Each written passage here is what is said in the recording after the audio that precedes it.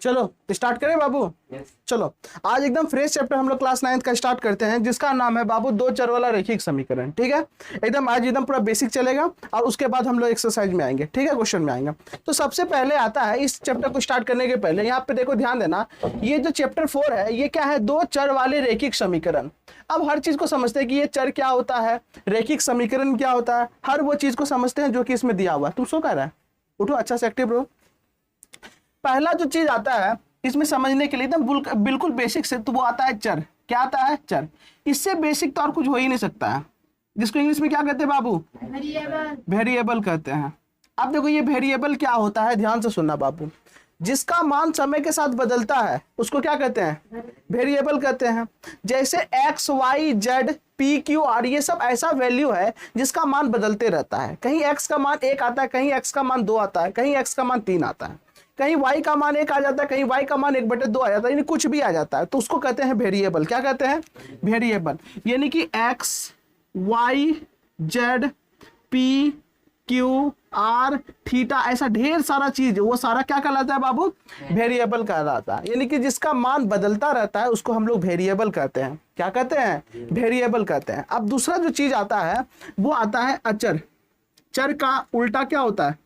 अचर। इसको हम लोग कहते हैं कांस्टेंट। क्या कहते हैं? कांस्टेंट। इसका 2-3 नाम है। कोई इसको कांस्टेंट कहता है, कोई इसी को नियतांक कहता है, कोई इसी को स्थिरांक कहता है। चीज एक ही है लेकिन अलग अलग नाम है। बात समझ में आ रहा है क्या?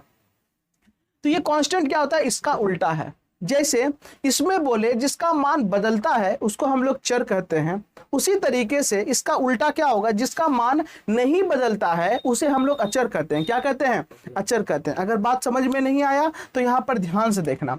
अगर हम बात करें 2 का, तो 2 हमेशा 2 ही रहता है। 2 बदलता है क्या? नहीं बदलता है। 1 बदलता है, 4 बदलता है, 0 बदलता है, 3 बदलता है।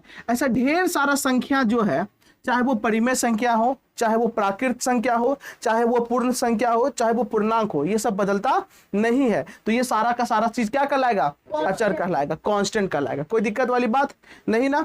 यहां तक किसी को कोई दिक्कत? Very good. अब यहां पर बात आ रहा है कि दो चर का मतलब कि तुमको एक वैसा समीकरण लेना है जिसमें 2 चर हो। कितना चर हो? 2 चर हो। बात समझ में आ रहा है? अब बात आ रहा है कि समीकरण हमें किसे कहते हैं। ध्यान देना, अभी हम लोग चर सीख लिए, अचर सीख लिए। अब बात आ रहा है कि समीकरण किसे कहते हैं। समीकरण को ही इंग्लिश में कहते हैं इक्वेशन। क्या कहते हैं? इक्वेशन कहते हैं। अब ये देखो समीकरण क्या होता है। देखो समीकरण में 2-3 चीज का होना बहुत ज्यादा जरूरी है। पहला कि उसमें एक इक्वल का साइन होना जरूरी है। किसका? इक्वल। इसको मतलब कहते हैं बराबर का साइन। किसका साइन? बराबर का। ये इक्वल का साइन, इंग्लिश में कहते हैं इक्वल, और इसी को हिंदी में क्या कहते हैं? बराबर। ये साइन होना जरूरी, दिख रहा है बाबू? ठीक है ना? इसको बराबर का साइन कहते हैं। इसके इधर जो कुछ होता है उसको हम लोग कहते हैं LHS। क्या कहते हैं? LHS। और उधर जो कुछ होता है वो होता है RHS। क्या होता है? क्यों? क्योंकि अगर हम बराबर के पास खड़े हो जाए, इधर मेरा लेफ्ट हैंड साइड हो जाता है और ये मेरा राइट हैंड साइड हो जाता है, इसलिए इधर वाला RHS, इधर वाला LHS। तो देखो बाबू, बराबर का साइन होना चाहिए और बराबर साइन के LHS में भी कुछ ना कुछ होना चाहिए और बराबर साइन के RHS में भी कुछ ना कुछ होना चाहिए, तो वो मेरा इक्वेशन कहलाता है। क्या कहलाता है? इक्वेशन। अब ध्यान देना, सिर्फ x इक्वेशन कहलाएगा? सिर्फ 2 इक्वेशन कहलाएगा? नहीं। इक्वेशन कब कहलाएगा? जब हम इसको लिख दे। यहां जैसे लिख देंगे x बराबर में 2। अब देखो इक्वल का साइन है, इक्वल के LHS में x है और इक्वल के RHS में 2 है, तो ये मेरा क्या कहलाएगा? इक्वेशन कहलाएगा। क्या कहलाएगा? इक्वेशन कहलाएगा। बात समझ में आ रहा है क्या? अगर हम लिख दे 2x + 4y = 3, क्या ये इक्वेशन कहलाएगा? तो बिल्कुल इक्वेशन कहलाएगा। कहलाएगा बाबू? क्यों? क्योंकि देखो इक्वल के इस साइड भी कुछ ना कुछ है, इक्वल के उस साइड भी कुछ ना कुछ है, तो ये मेरा क्या कहलाएगा? इक्वेशन कहलाएगा। समझ में आ रहा है क्या? इक्वल के इस साइड भी है, इक्वल के उस साइड भी है, ये मेरा क्या कहलाएगा? इक्वेशन। अब पूछना चाह रहे हैं हम कि बताओ ये जो 2y है, क्या ये इक्वेशन है? बताओ क्यों नहीं है इक्वेशन? क्योंकि इसमें इक्वल का साइन नहीं है। इसमें इक्वल का साइन नहीं है। अगर लिख दे 2y = 4, अब मेरा ये इक्वेशन हो गया। क्या हो गया? इक्वेशन। क्यों? क्योंकि इक्वल के इधर भी है और इक्वल के इधर भी है, तो ये मेरा क्या बन गया? समीकरण बन गया। क्या बन गया? समीकरण, यानी समीकरण में बराबर का साइन होना जरूरी है, और बराबर के साइन के लेफ्ट साइड में और राइट साइड में दोनों तरफ कुछ ना कुछ होना जरूरी है। अगर मान लो हम यहां लिख देते हैं 4x + 3y, अब बराबर में 0 दे देंगे तो भी ये मेरा समीकरण कहलाएगा। किसी को कोई दिक्कत हुआ क्या? नहीं ना। किसी को समस्या हुआ? नहीं ना।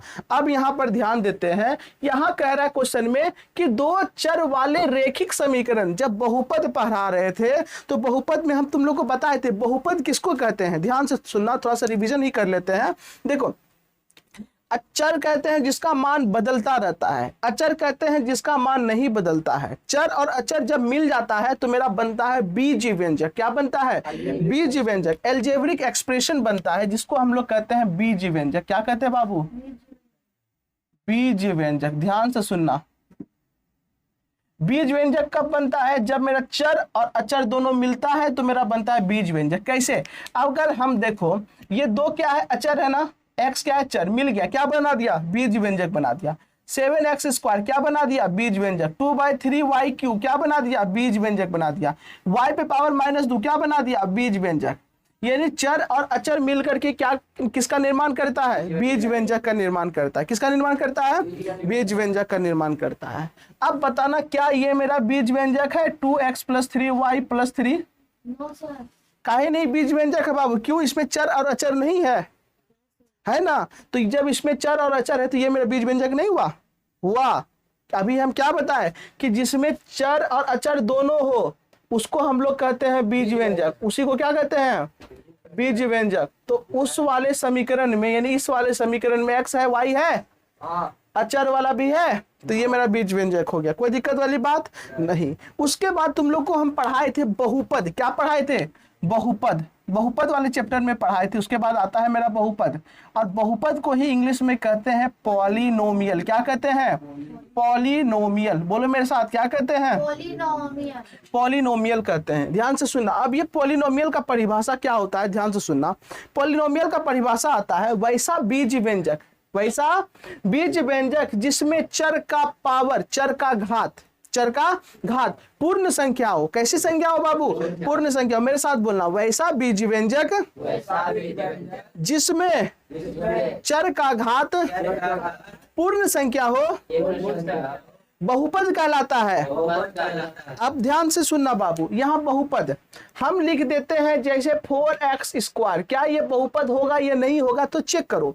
इसमें चर क्या है? x है। अब x का घात क्या है? 2 है। x का घात क्या है? 2, और 2 मेरा पूर्ण संख्या है ना बाबू, तो ये मेरा बहुपद होगा। अब बताना कि मेरा ये जो 2x है, क्या ये मेरा बहुपद है? है। क्यों? क्योंकि x का घात कुछ नहीं तो 1 है, और 1 मेरा पूर्ण संख्या, यानी 2x मेरा क्या है? बहुपद है। क्या 7x² मेरा बहुपद है? बिल्कुल है। क्यों? x का घात 2 है। कैसे नो बोलता है बाबू तुम? सूद क्या है गिरे? कुल्ला उल्ला कर लो, समझा? अरे बाबू 7x² ये भी बहुपद है। क्यों? x का घात क्या है? 2 है, और 2 मेरा कैसी संख्या है? पूर्ण संख्या। अब बता, क्या ये मेरा बहुपद है? है बाबू। हम बोले हैं x का घात देखने, x का घात देखो 3। तुम आगे का देख रहा है 2/3। x का घात देखो क्या है? 3 है ना, तो ये मेरा बहुपद है। अब बताओ ये बहुपद है? नहीं होगा। क्यों? x का घात यानी y का जो घात है वो माइनस में, और माइनस में पूर्ण संख्या नहीं होता, यानी ये मेरा बहुपद भी नहीं होगा। क्या ये बहुपद है? बिल्कुल ये भी बहुपद है। अब समझ में आया बहुपद? तो बहुपद का परिभाषा आता है कि वैसा बीज व्यंजक जिसमें चर का घात क्या हो? पूर्ण संख्या हो। क्या कहते हैं? बहुपद कहते हैं। कोई दिक्कत वाली बात नहीं। अब आता है बहुपद के क्लासिफिकेशन पे। जब तुम लोग को आगे बताए थे तो हम इसी बहुपद को 2 वर्ग में बांटे थे। कितना वर्ग में बाबू? 2। पहला कि पद के आधार पर। किसके आधार पर? पद के आधार पर। और दूसरा घात के आधार पर। किसके आधार पर? घात के आधार पर। अब यहाँ पर ध्यान से सुनना बाबू, पहला था पद के आधार पर, दूसरा है घात के आधार पर। ये बहुपद का हम लोग वर्गीकरण किए हैं, पद के आधार पर और घात के आधार पर। तुम लड़की जैसा मुस्कुरा का रहा है रे? सर पीछे लात मार रहे थे आपको। सरकारी स्कूल बना के रखा है कि रही है? मतलब डिवाइडर घोप रहा है, चौक फेंक रहा है, लात मार रहा है, क्या कर रहा है तू लोग? सरकारी स्कूल बना के रखा है? कैसा सब लड़का है, समझ में नहीं आता है। अरे 9th में है, थोड़ा बचपना को दूर रखो। ठीक है, पढ़ो ना यहाँ पे। दयाल तुम इतना गधा हो गया फिर भी ये काम करता है। तो दयाल, अब दयाल को ऐसा बोले ना, गधा हो गया इसीलिए ऐसा काम करता है ना रे दयाल, है बकवा के। इधर सीखो चुपचाप। देखो तो बहुपद क्या हो गया बाबू, पद के आधार पर और घात के आधार पर हो गया ना। अब देखो पद थोड़ा सा समझ लो, ध्यान देना कि जैसे यहाँ पर एक मेरा क्या हो गया, ये बहुपद हो गया। इस बहुपद में अब ये समीकरण नहीं है, अभी तुमको बताया ना समीकरण कब होता है, जब बराबर का साइन हो, अब बराबर के लेफ्ट साइड में भी कुछ ना कुछ हो और राइट साइड में भी कुछ ना कुछ हो, यस यू नो। इसलिए ये मेरा क्या है, समीकरण नहीं, ये मेरा बहुपद है। इस बहुपद में ये जो प्लस है इसको अलग अलग कर दिया, ये जो 2x हुआ और 3y अलग अलग हो गया इस प्लस के कारण, तो ये मेरा एक पद कहलाएगा, ये एक पद, और ये प्लस इसको भी अलग अलग कर दिया तो ये भी एक पद कहलाएगा। तो इसमें क्या पद हो गया, 3 पद हो गया। समझ में आया क्या। तो पद के आधार पर भी हम लोग बांटे हैं, कैसे, जिसमें एक पद होगा, किसमें एक पद होगा उसको हम लोग कहेंगे एक पदी। क्या कहलाएगा, एक पदी। जैसे में 3x एक पद है ना बाबू, 4y एक पद है ना, ये सब एक पदी कहलाएगा। कैसा कहलाएगा, एक पदी कहलाएगा। बात समझ में आ रहा है क्या। आप कहिएगा सर जिसमें 2 पद हो तो सिंपल सा बात है, वो द्विपदी कहलाएगा। क्या कहलाएगा, द्विपदी। जैसे में अगर x प्लस वाई हो गया तो 2 पद हो गया ना बाबू, एगो x एगो y, 2 पद हो गया। जैसे हम लिख देंगे 2x प्लस 3y, 2 पद हो गया ना, तो ये सब कहलाएगा द्विपदी। जिसमें 3 पद उसको क्या कहेंगे, त्रिपदी। जैसे में x plus y plus z, ये क्या हो गया, त्रिपदी हो गया। अब ये त्रिपदी तक याद रखो। घात के आधार पर भी हम लोग बांटे हैं बाबू, किसके आधार पर, घात के आधार पर, यानी जो पावर चर का जो घात होगा उसके आधार पर भी हम लोग इस बहुपद को बांटे हैं। कैसे, अगर जिसमें घात 1 होगा उसको क्या कहेंगे, रैखिक बहुपद। कैसा बहुपद, रैखिक बहुपद। बाबू अब आ जाओ, एकदम अटेंशन यहाँ पर ध्यान देना। रैखिक बहुपद जैसे अगर लिख देंगे x प्लस वाई, इसको रैखिक कहेंगे, यस। क्यों, पावर में क्या है, 1 है। 2x रैखिक है, पावर में 1 है। 3y रैखिक है, पावर में 1 है। वैसा बहुपद जिसमें एक घात हो, चर का घात 1 हो, उसको रैखिक बहुपद कहेंगे। कैसा बहुपद कहेंगे रे बाबू, रैखिक बहुपद कहेंगे। और अगर वैसा बहुपद जिसमें 2 घात हो उसे हम लोग द्विघाती बहुपद कहेंगे। कैसा बहुपद कहेंगे रे बाबू, द्विघाती बहुपद कहेंगे। जैसे अगर लिख देंगे 2x स्क्वायर, x का पावर 2 हो गया ना, द्विघाती हो गया। x square plus y square, power 2 आ गया ना, ये सब द्विघाती हो गया। कैसा हो गया, घाती। उसमें पद नहीं गिनने लग जाना कि 2 पद है 3 पद है, पद से कोई मतलब नहीं है, घात से मतलब है। और इसमें पावर से मतलब नहीं है, इसमें पद से मतलब है। ध्यान से सुनना, द्विपदी में 2 पद होना चाहिए। त्रिपदी सॉरी त्रिघाती, अब आता है कौन सा, त्रिघाती, यानी वैसा बहुपद जिसमें कितना हो, पावर 3 हो। जैसे लिख देंगे 3x Q, x Q, 7x Q, ये सब कैसा बहुपद होगा बाबू, त्रिघाती बहुपद। कोई दिक्कत वाली बात, हाँ बोलो। वहाँ पे हो जाए सर 3x और वहाँ पे हो जाए x स्क्वायर, तो त्रिघाती होगा। 3x वो x पे पावर x पे स्क्वायर, इसमें पावर जुटेगा। क्या है 3x प्लस 3x, ये तो जुटेगा सर वो कहना क्या चले, एक पर स्क्वायर हो जाए एक पर क्यू हो जाए, तो आप इस फोन कहिएगा। अच्छा, अगर मान लो एगो ये है और एगो 2x स्क्वायर, यही ना बाबू रे, हमेशा बताए थे तुम लोग को कि ऐसा, इसमें क्या पावर 3 है और इसका पावर 2 है, तो सबसे अधिक जो पावर होगा उसी के नाम से जाना जाएगा उस बहुपद को। तो इसको हम त्रिघाती कहेंगे, द्विघाती नहीं। तो छोटका है, नुनवा है, समझ में आया क्या, 3x हाँ 3x स्क्वायर आता तब देख सकता था। हाँ बात समझ में आ रहा है क्या। जिस तरीके, अरे रे रे रुको, बैटरी लो हो रहा है मेरा, बैटरी लाइन चला गया है क्या।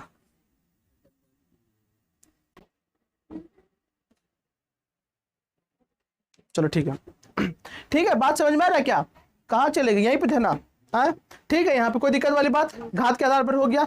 तो यहाँ पर देखो बहुपद को 2 तरह, पद के आधार पर और घात के आधार पर। घात के आधार पर जब बांटे तो एक रैखिक बहुपद आया, रैखिक देखो यही है रैखिक, है खाली बहुपद हटा के यहाँ समीकरण मार दिया, यस या नो। तो रैखिक का मतलब हो गया, यानी वैसा, अगर रैखिक बहुपद का बात करेंगे तो यानी वैसा बहुपद जिसमें चर का घात 1 होगा उसको हम लोग क्या कहेंगे, क्या कहेंगे, क्या कहेंगे, रैखिक बहुपद कहेंगे। और समीकरण का बात आ गया ना, तो बोलना वैसा समीकरण जिसमें चर का घात क्या हो, 1 हो। कैसा समीकरण कहेंगे, रैखिक समीकरण नहीं गधा के अभी चर मूल कहाँ से आ गया? अगर बाबू वैसा समीकरण जिसमें चर का घात 1 हो उसको रेखिक समीकरण कहेंगे, और वैसा बहुपद जिसमें चर का घात 1 हो रेखिक बहुपद कहेंगे। है कुछ नहीं ना? अब ध्यान से खुला, दिमाग खुल गया? अरे दोन रे उसको मिटाएंगे, रुमाल है, मुंह कान पोछ रहा है। तो अब जो आ रहा है मेरा वो आ रहा है रेखिक समीकरण। क्या आ रहा है? रेखिक समीकरण। ध्यान देना बाबू, सिर्फ रेखिक समीकरण को समझाने के लिए उधर गए थे। अब मेरा क्या सीखेंगे? रैखिक समीकरण। तो रैखिक समीकरण किसे कहेंगे? तो बोलना वैसा समीकरण जिसमें चर का घात 1 होता है उसे हम लोग रेखिक समीकरण कहते हैं। अब बताओ ये x प्लस वाई रेखिक समीकरण है कि नहीं? है या नहीं? लेकिन अभी ये रेखिक समीकरण नहीं है, रेखिक बहुपद है, समीकरण नहीं है। समीकरण के लिए यहाँ पे कुछ देना पड़ेगा। समझ में आया बाबू? अब अगर ध्यान देना बाबू, यहाँ पर अगर लिख देते हैं 2x प्लस 7y, क्या ये रेखिक समीकरण है? नहीं है। अगर दे दे बराबर में 2 3 0 कुछ दे दे तब मेरा ये रेखिक समीकरण बन गया। कोई समस्या है? अगर लिख देते हैं x स्क्वायर प्लस वाई बराबर 3, क्या ये रेखिक समीकरण है? बुर्बक नहीं है। पावर 2, ये द्विघाती समीकरण हुआ, रेखिक समीकरण नहीं हुआ। दिमाग को यहाँ रखो बाबू, बाजार में बेच के आता गधा गएगा खाली ऐसे। हाँ हाँ हाँ, सब चीज देखो, हर कंडीशन को देखो। हाँ, लड़की देखने जब जाता है लड़का आदमी सब क्या खाली देखता है कि वही मतलब सुंदर है कर लो, नहीं, गुण देखता है। समझ में? प्रॉपर्टी उसका देखता है, वो प्रॉपर्टी नहीं, मतलब उसके अंदर क्या गुण है, एजुकेटेड है या नहीं, खाना वाना बना पाएगा कि नहीं, ऐसे नहीं देखे सुंदर है चल भाई कर क्या, मतलब लांगर निकल गई तो दिक्कत है यार। ठीक है, इसीलिए सब चीज देखा जाता है ना। तो यहाँ पर सब कुछ देखो। अब बताना 3x plus 4y plus 3 z बराबर 2, ये रेखिक समीकरण है कि नहीं? है। क्यों? सबका पावर क्या है? 1 है। कोई दिक्कत वाली बात नहीं। अब आते हैं ध्रुव चर वाले रेखिक समीकरण पर। आए? आप समझो, ध्यान से सुना बाबू, एकदम पूरा। अभी कुछ नहीं, खाली यही हेडिंग बता रहे हैं, चैप्टर नहीं आया, हेडिंग बता रहे हैं। तो लोग कहेगा कि सर टाइम पास कर रहे हैं। टाइम में पास समझ लो कम से कम आज दिन। समझ में आया? टाइम में पास समझ लो। अगर यही बोलते ना कि कल टाइम पास करेंगे, हमको लगता है तू लोग भुंजा उंजा ले ये कहता है ना रे, बादाम बादाम। टाइम पास है, उबला नहीं आता है। कौन सा बादाम उसको कहते रे? हाँ, मूंगफली। मूंगफली नहीं ये कहता। मन कर रहा था के लिए भरत मिलान के दिन ना। अरे मूंगफली के चक्कर में पूरा ट्रेन का मतलब कितना लीटर डीजल ज्यादा पी जाता होगा। बोले कहा है मूंगफली खा के सब भारी कर देता है। इतना गंदा कर देता है मूंगफली के चक्कर में पूरा ट्रेन, मतलब हद है। ये सब गलत बात है। हाँ, तो ये सब गलत बात है। अरे भाई क्या दिक्कत है? 2 प्लास्टिक रख लो, एक खाओ एक छिलका डालो। चलो ध्यान देना। अरे बाबू एक बात बताओ, ट्रेन साफ हो गया इसका मतलब ये थोड़ी कि गंदा कर दे। है घर क्या होता है? घर तो मतलब कि कल साफ हो भी करे इसका मैं घिना दो, ऐसा होता है? नहीं ना। अरे बाबू साफ सुथरा में रहना अच्छा रहता है ना। उतना आदमी रह रहा है ऐसे ही घिना रहा है, खा रहा है ऐसे गिरा रहा है, खा रहा है गिरा आ रहा है। कुछ देर व्यतीत किया ना बाबू, कितना गलत लगता है सब। सोया भी हो सकता है बहुत को क्या नीचे बटोर के सुधी हो जाता है रे। हाँ हाँ, उधर सब शिक्षित लोग रहता है ना रे। फाइन का बात नहीं, वो लोग शिक्षित है, वो लोग नहीं गंदा करता है। हाँ, अब यह ध्यान देना बाबू, हटाओ रईस वाला गप नहीं। चलो बाबू अब आते हैं 2 चर वाले रेखिक समीकरण पे। 2 चर वाले रेखिक समीकरण किसको कहेंगे? सबसे पहला जो चीज सीखेंगे हम लोग, सीखेंगे 1 चर वाला रेखिक समीकरण। क्या सीखेंगे? इस चैप्टर को गोली मारो, आते हैं नया चैप्टर बनाते हैं अपना 1 चर वाला रैखिक। अपना चैप्टर है ये। किसका चैप्टर है? अपना। अभी हम लोग बनाए। चलो आ जाओ, कंडीशन सुन लो। ये कब होगा? जब उसमें 1 चर होगा, एगो चर होगा, 1 चर होगा और वो उसमें रेखिक समीकरण होना चाहिए। क्या होना चाहिए? रेखिक समीकरण। अब देखो बाबू, अगर हम लिख देते हैं यहाँ पर 2x, क्या लिख देते हैं? 2x। तो बाबू यहाँ 1 चर है, बोलो ना। हाँ सर। एक चर का मतलब एक क्या एक्स है, वाई और जेड, इसके अलावा कुछ और कुछ है नहीं ना। तो बाबू जिसमें एक गो चर हो तो एक चर हो गया। रेखिक समीकरण, क्या रेखिक समीकरण है? हाँ? नहीं, ये रेखिक समीकरण नहीं है। रेखिक तो है क्योंकि पावर एक है, लेकिन समीकरण नहीं है। तो लोन समीकरण दे दो ना। देखो अब बताओ, ये एक चर वाला रेखिक समीकरण है? हाँ? है ना। अब यहाँ ध्यान देना, अगर हम लिखते हैं x बराबर 3, क्या ये एक चर वाला रेखिक समीकरण है ना? बोलो ना रे। हाँ, यानी हम लोग जो आंसरवा निकालते हैं एक्स वाई जेड का मान एक चर वाला रेखीय समीकरण निकालते हैं, क्या निकालते हैं? हाँ। अब बताओ x -3 बराबर 0 रेखिक समीकरण है? 5x² + 3 बराबर 0 रेखिक समीकरण है? नहीं है। अब है? वेरी गुड, बुद्धि खुल रहा अभी। 3x 2x + 3 बराबर 0 रेखिक समीकरण है? हाँ है। कल हम लिखने का तरीका बदल दी, इसी को हम ऐसा लिख सकते हैं 3 2 5x और +3 बराबर 0 रेखिक समीकरण है ना बाबू। कितना चर वाला है? एक चर वाला है। तो बाबू जिसमें एक चर हो, अब बताओ अगर मान लो इसमें ऐसा ना हो, 5y + 6 बराबर 0, क्या ये रेखिक समीकरण नहीं है? है। एक चर वाला कि दो चर वाला? एक चर वाला। का है? एक गुण y है। हाँ? तो बाबू बोलना वैसा समीकरण जिसमें चर का घात एक हो और एक गो चर हो, उसको हम लोग एक चर वाला रेखिक समीकरण कहेंगे। क्या कहेंगे बाबू? देखो सबसे जो ज्यादा जरूरी होता है ना कि जो चैप्टर क्या है उसको समझना। बच्चा उसी चीज को नहीं समझता है। जिस तरीके से हम जब बहुपद बताए थे तो तुम लोग को बेसिक ले गए थे ना, उसके बाद बहुपद भी आए। हाँ ये ना, संख्या पद्धति तो बहुत कोई नहीं पढ़ा है, तुम लोग को बताए थे कि ना बेसिक ले गए थे, तब जाके संख्या पद्धति पढ़ाए थे, जाके क्लियर हुआ था ना। उसी तरीके से बहुपद बताने के पहले बहुत सारी चीज बताए थे। निर्देशांक ज्योमेट्री को बताने के पहले बताए थे ना, निर्देशांक ज्योमेट्री का क्या उपयोग है, हाँ ना, चैप्टर 3 में। उसी तरीके से चैप्टर 4 में पहले यही बता रहे हैं। अब ध्यान देना, अब यहाँ पे एक चर वाला रेखिक समीकरण समझ में आ गया। अब तुम बुद्धि नहीं लगा सकता है कि दो चर वाला रेखिक समीकरण का क्या होगा, जिसमें दो चर होगा। आ जाओ ना, अब वही है, उसका ही बारी है। अब होगा दो चर वाला रैखिक समीकरण, दो चर वाला रैखिक समीकरण। अब देखो दो चर होना चाहिए ना, पहला कंडीशन क्या है? दो चर होना चाहिए, यानी एक x ले लेते हैं एक y ले लेते हैं, दो चर हो गया। हाँ, रैखिक समीकरण बोल रहा है ना 3। अब बताइए दो चर वाला रैखिक समीकरण हुआ बाबू? हुआ ना? चलो ठीक है। 7x + 3y = 2, क्या ये दो चर वाला रैखिक समीकरण है? 3x² + 4x नहीं है, x²। Very good. जैसे स्क्वायर देख लेना, नहीं है भगाओ इसको, ये द्विघाती में आ गया। Very good. अब बताओ है? सर वही रहे 3xy तो होगा। हाँ, ये बोल रहा है कि अगर 3xy रही, यही ना बाबू रे, ये है। लेकिन यहाँ पे देखो इसका घात क्या हो गया, यहाँ पर घात 1, यहाँ पे घात 2 हो गया रे, द्विघाती में आ जाएगा। समझ में आया क्या?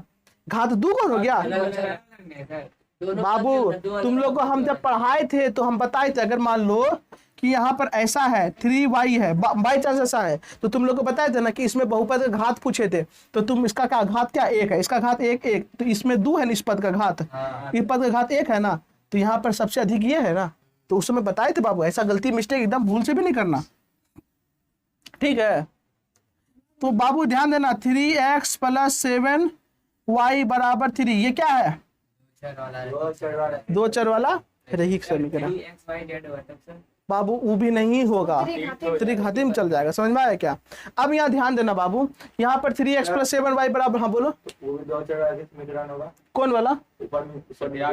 ये? अरे बाबू ये तो कुछ झूठ रहेगा ना, ये सजाती है, ये नहीं पढ़ा है, ये झूठ रहा है बाबू। इसको देखो यहाँ पैसा लिखे है ना 5x + 3 = 0। सब मिस्टेक नहीं करो। यहाँ तक कोई दिक्कत है किसी को? समस्या है दो चर वाला रैखिक समीकरण में? डाउट है? नहीं ना।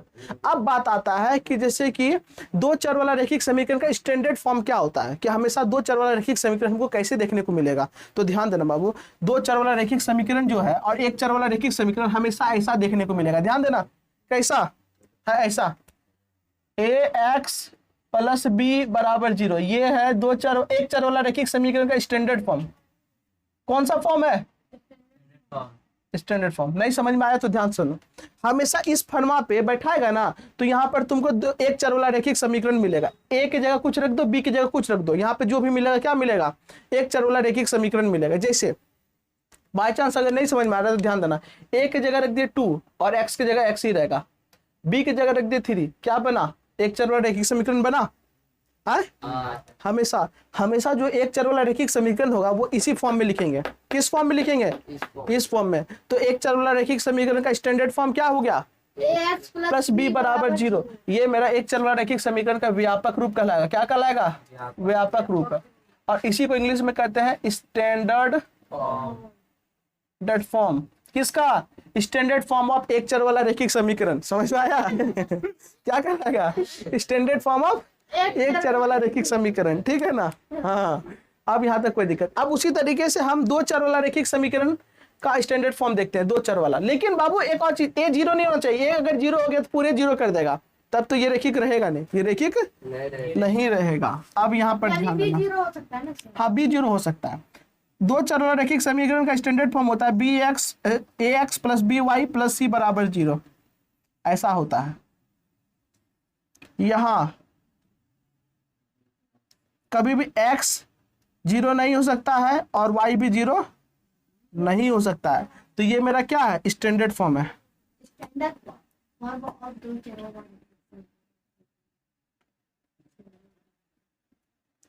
स्टैंडर्ड फॉर्म, ठीक है। यहाँ तक किसी को कोई दिक्कत समस्या है, फटाफट लिखो इसको।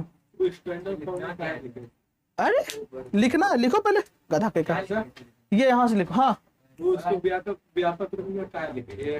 बाबू हमेशा देखो, अगर मान लो कोई अलग अलग तरीके से सब कोई लिखता है ना, लेकिन हमेशा जो लिखा जाएगा ऑफिशियली वो इस तरीके से लिखा जाएगा। आंसर निकाल के फिर वैसे हाँ बात समझ में आए, आंसर निकाल करके हमेशा इस फॉर्म में सजा के लिखना। जैसे कि अगर ध्यान देना बाबू, हम लिख देते हैं x प्लस वाई बराबर 3।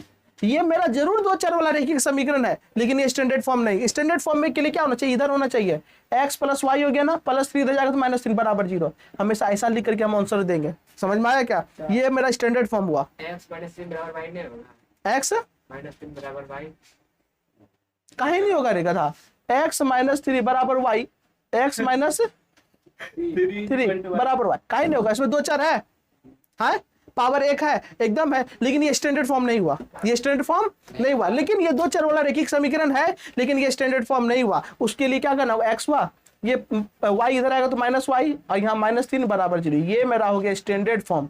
कोई दिक्कत देखो बाबू, घर में तुम कैसी हो रह जाता है ना, लेकिन कहीं जाता तो एक स्टैंडर्ड तरीके से प्रेजेंट करता है ना अपने आप को। उसी तरीके से समीकरण तो यो है, दो चर वाला रैखिक समीकरण है, लेकिन इसको प्रेजेंट करने के लिए एक स्टैंडर्ड फॉर्म चाहिए, वो ये फॉर्म है। कोई दिक्कत वाली बात सर? एक चर वाला में तो वहाँ दो चर में रहता है, x प्लस b। नहीं, बी और यहाँ ए और बी कांस्टेंट माना है। क्या माना है, कांस्टेंट, स्थिरांक माना गया है। यहाँ पर ध्यान देना बाबू, यहाँ पर ए और बी को स्थिरांक माना गया है, यहाँ पर भी ए बी सी को स्थिरांक माना, यहाँ एक्स और वाई को चर माना गया, ठीक है ना। फटाफट यहाँ से लेकर यहाँ तक लिखो, मेन यही है। जल्दी से, नो टाइम वेस्ट, ओनली जल्दी जल्दी फटाफट करो बाबू। हाँ फटाफट लिखो बाबू। पता नहीं आंख में क्या हो गया, तब से बड़ा प्रॉब्लम कर रहा है। देना पानी बाबू। हाँ नहीं पता नहीं,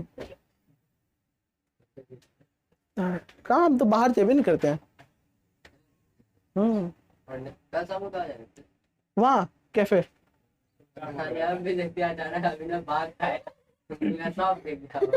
क्या चाहिए अभिनव, अभी ना आपको लगा दौड़ गया, आते तीनों दौड़ गया। वहाँ पर जाके रुका, हम लोग यहाँ डस्टबिन के पास थे, तीनों दौड़ गए थे, हम लोग आप आ रहे। निकालो वहां से, 2 बोतल दो, पियेंगे पानी। पानी खत्म। अरे लिखो ना, हल्ला कर रहा है।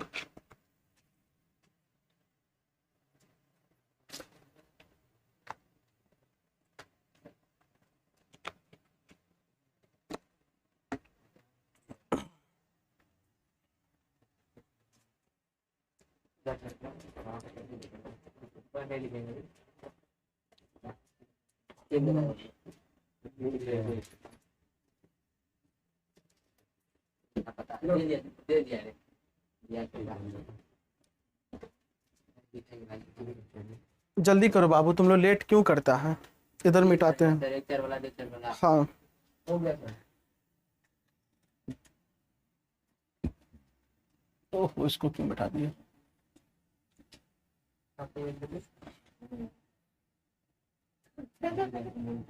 इसको जल्दी लिखो, नहीं तो आज बेसिक में रह जाएगा, आगे भी बढ़ना।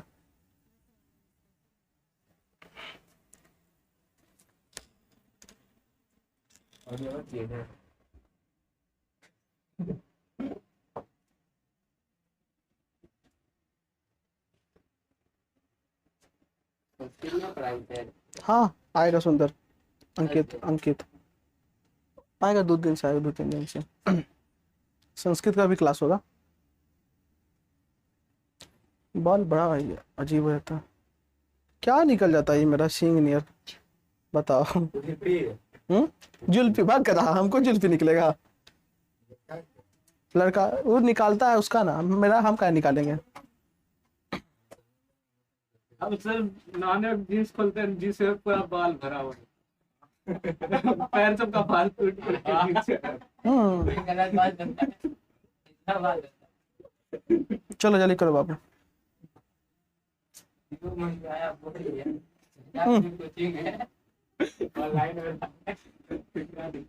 हो गया लिखा हुआ, मिटा दे इधर। है चलो आ जाओ, क्वेश्चन पूछने जवाब देना।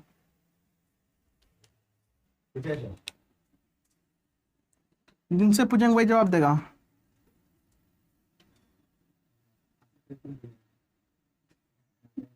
कैसा समीकरण है ये? 2 चर वाला। पूरा बोलो ना। 2 चर वाला रैखिक समीकरण। 2 चर वाला रैखिक समीकरण, वेरी गुड। अब बताना कैसा अनिकेत?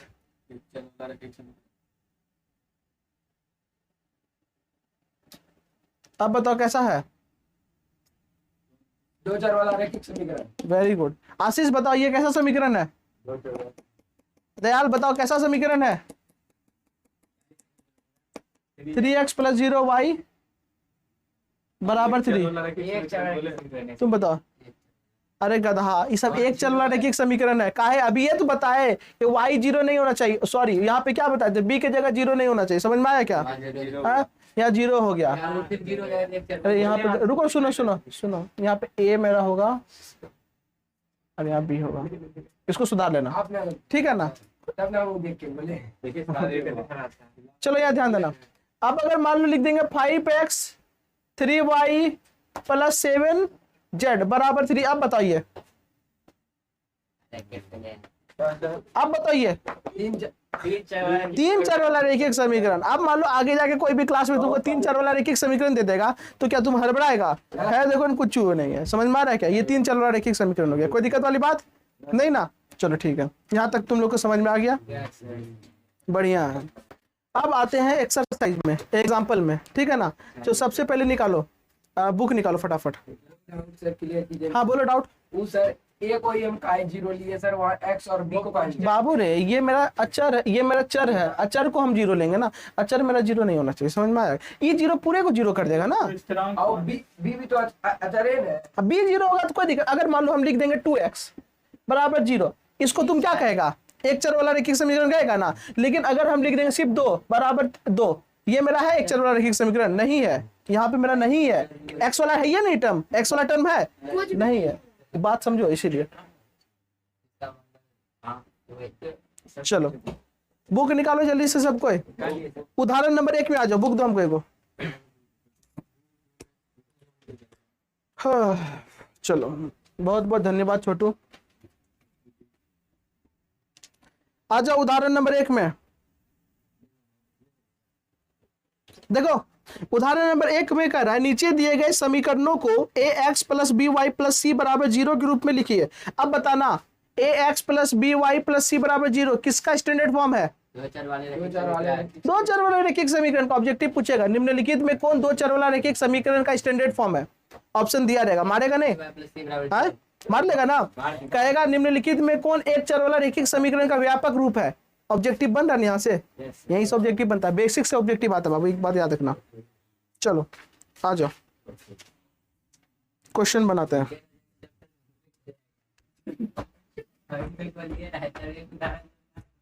उदाहरण नंबर 1 का पहला नंबर क्वेश्चन कर रहा है 2x + 3y बराबर 4.37, यही है ना बाबू। अब यहां पर ध्यान देना, क्वेश्चन ये कह रहा है कि नीचे दिए गए समीकरणों को ax plus B Y plus C बराबर 0 के रूप में लिखिए और प्रत्येक स्थिति में ए बी सी का मान ज्ञात कीजिए। किसका मान ज्ञात करना है? ए बी सी का। तो यहाँ पर ध्यान से सुनना बाबू, इसको स्टैंडर्ड फॉर्म में पहले सजाओ। स्टैंडर्ड फॉर्म क्या होता है? A X plus B Y plus C बराबर 0 होता है ना, ठीक है। हाँ सर। इसका मतलब 2x तो मेरा सही है, 3y भी सही है, लेकिन बराबर के उस साइड 4.37 चला गया, तो उसको इधर लाना होगा ना, तो माइनस 4.37 और बराबर में 0 है। देखो सच गया ना। हाँ हाँ, ये व्यापक रूप हुआ, ये नहीं हुआ। लेकिन ये दोनों दो चर वाला एक समीकरण हुआ, लेकिन व्यापक रूप नहीं हुआ। तुम भी इंसान हुआ, सबको इंसान, लेकिन सब डॉक्टर है। उसी तरीके से सब दो चर वाला एक समीकरण है, लेकिन स्टैंडर्ड फॉर्म सब नहीं है। समझ में आ रहा है क्या? हाँ, तो अब बताओ, यहाँ पे पूछ रहा है ना कि ए बी और सी का मान पूछ रहा है, तो बताओ ए कितना होगा? एक्स के आगे क्या होता है? ए होता है, तो यहाँ एक्स के आगे क्या है? 2 है। बी कितना है? तो वाई के आगे बी होता है, तो बी की जगह यहाँ क्या है? 3 है। सी यहाँ पे रहता है, तो सी की जगह यहाँ क्या है? 4.37, माइनस 4.37। हाँ, तब स्टैंडर्ड फॉर्म होगा। समझ में आया? दिमाग खुल रहा है? ढक्कन हाँ, 0 नहीं आएगा तो स्टैंडर्ड फॉर्म नहीं बनेगा बाबू। अच्छा, दूसरा नंबर क्वेश्चन पे आते हैं हम लोग। समझो, ध्यान से समझो। दूसरा नंबर क्वेश्चन कर रहा है x माइनस 4 बराबर √3y। क्या ये स्टैंडर्ड फॉर्म में है? स्टैंडर्ड फॉर्म में बिल्कुल नहीं। स्टैंडर्ड फॉर्म में सजाएंगे कि नहीं? हाँ ये ना। स्टैंडर्ड फॉर्म कैसा होता है? ax plus B Y plus C बराबर 0 के रूप का होता है। हाँ, अब देखो यहाँ x तो x हो गया, यहाँ √3y इधर आएगा तो क्या होगा? माइनस √3y होगा, और यहाँ -4 बराबर 0 होगा कि नहीं? है? बोलता क्या नहीं है तुम लोग रे? बोंगो सब की रे। अरे बाबू देखो, स्टैंडर्ड फॉर्म होता है कि नहीं दो चार वाला रैखिक समीकरण का? किताबों में भी यही दिया है क्वेश्चन में। अब देखो कि यहाँ पे एक्स्ट्रा x लिख दी, यहाँ पे यहाँ y वाला टर्म लिखेंगे उसके बाद, तो y वाला टर्म लाने के लिए √3y को उधर लाएंगे तो माइनस √3y होगा, और -4 को -4 बराबर 0, ठीक है ना। अब ए बी सी का मान लिखना, लिखेंगे यहाँ। बताना a कितना है? x के आगे कुछ नहीं तो क्या है? b कितना है? -√3। सी कितना है? -4। समझ में आ रहा है? हाँ हाँ, नहीं चैप्टर अभी कब खत्म नहीं हुआ रे नालायक। हर बड़ा अभी आगे आगे देखो होता है क्या। तीसरा नंबर कह रहा है 4 बराबर 5x - 3y। यही क्वेश्चन है ना? आ जाओ इसको देख लो, कुछ नहीं है। स्टैंडर्ड फॉर्म क्या होता है? ax plus B Y plus C बराबर 0। ये स्टैंडर्ड फॉर्म होता है बाबू। अब देखो मेरा गला देखा, फंस गया हल्ला करते करते। अब ये 4 को उधर ले जाना, तो यहाँ 0 हो जाएगा, उधर क्या होगा? 5x - 3y, 4 उधर जाएगा तो -4, पलटा दो, क्या होगा? 5x - 3y -4 बराबर 0। यस ये नो, स्टैंडर्ड फॉर्म में आया। यहाँ a बराबर कितना हो गया? b बराबर और c बराबर, बहुत काम आएगा। कोई दिक्कत वाली बात? हाँ, क्या चीज बोला? 3 नंबर में बाबू ये 4 को उधर लेते गए तो -4 हो गया ना बाबू। इधर लाते सब -1 में आ जाता, क्या जरूरी था? एक को उधर ले जाना अच्छा है कि 2 को किधर लाना अच्छा है? गलत कोई नहीं करता रे बाबू, कोई गलत नहीं करता। समझ में आया क्या? कोई गलत नहीं करता। यहाँ तक हो गया? किसी को समस्या है क्या? नहीं ना, चलो ठीक है। चलो उदाहरण नंबर 2 में आते हैं अब हम लोग।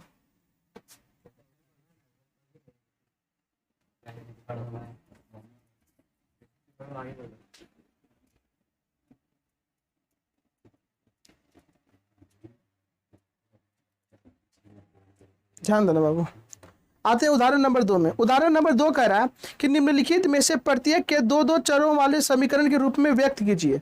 व्यक्त किया हुआ नहीं है, लेकिन व्यक्त करना है 2 चर वाले रैखिक समीकरण में। उदाहरण नंबर 2,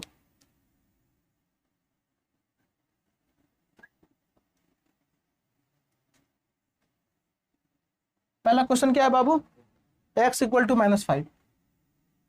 अब बताओ ये फिलहाल क्या है, एक चर वाला रैखिक समीकरण है ना, लेकिन इसको दो चर वाला रैखिक समीकरण में व्यक्त करना है, दिखाना है। जैसे अगर मान लो हमको, तुमको है ना, तुम लोग लड़का है, लड़की के रूप में अगर व्यक्त करना है तो क्या करेंगे, साड़ी उड़ी पहना देंगे, या फिर तुम लोग को वो पहना देंगे, सूट वूट पहना देंगे, खोल दो उसको, हाँ ये ना, तो तुम लोग क्या हो जाएगा, लड़की के रूप में व्यक्त हो जाएगा, दिखने लगेगा। उसी तरीके से ये एक चर वाला रैखिक समीकरण है, लेकिन इसको क्या करना है, दो चर वाला रैखिक समीकरण के रूप में व्यक्त करना है। क्या करना है, व्यक्त करना है।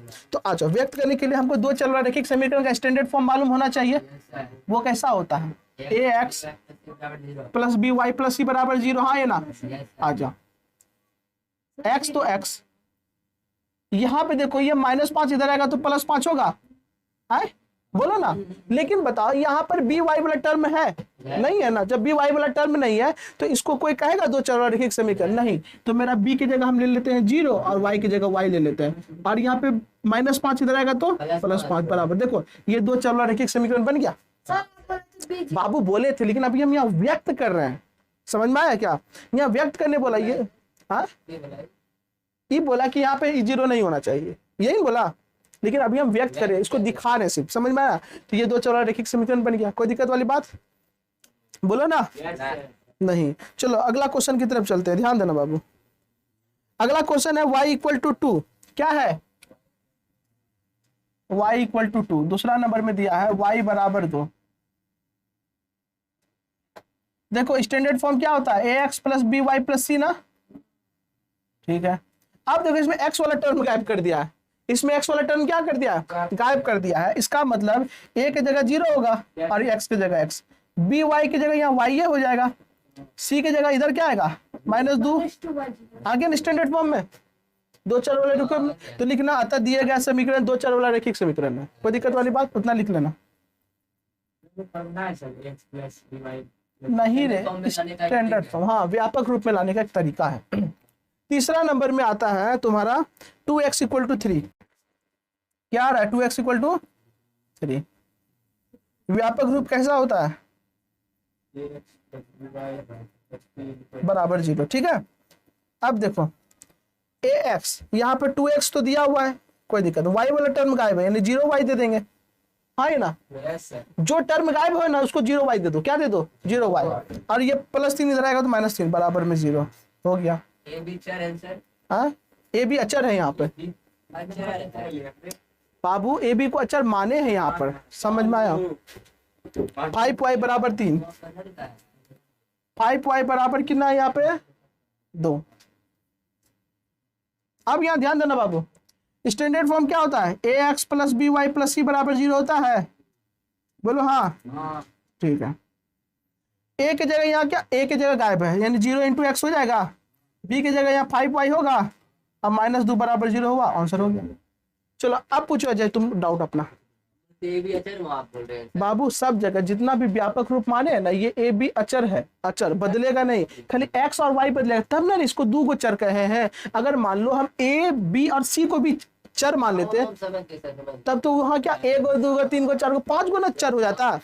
हाँ खाली x और y को माने, समझ में आया। जनरली ए बी को कांस्टेंट मानते हैं, है तो नहीं ना, समझ में आया इसीलिए। हाँ लेकिन जब चर पढ़ा रहे थे तो ABC भी लिए थे ना, लेकिन वो हम उस समय लिए थे क्योंकि एक मान भी बदलता है, लेकिन मान लिया गया है कि ए सब क्या अचर है, समझ में आया। हो गया, कोई दिक्कत वाली बात, किसी को समस्या। आज बेसिक कंप्लीट हुआ, यहाँ पर बेसिक है, जितना जरूरत था उतना हम बता दिए हैं। अब कल हम लोग चलेंगे एक्सरसाइज 4.1 पर, कितना पे 4.1 पर। तो तुम्हारा होमवर्क रहेगा, एकदम ध्यान पोलाइटली सुन लो कि कल जितना भी बताए आज उतना कल हम होमवर्क देखेंगे 2 टाइम्स, कितना बार 2 टाइम्स। हाँ ये जितना भी बताए 2 टाइम और यहाँ उदाहरण, ठीक है ना। हाँ और कल हम लोग एक्सरसाइज 4.1 को कंप्लीट करेंगे। किसी को कोई समस्या है तो बोलो। चलिए आज के लिए इतना ही, धन्यवाद, ठीक है।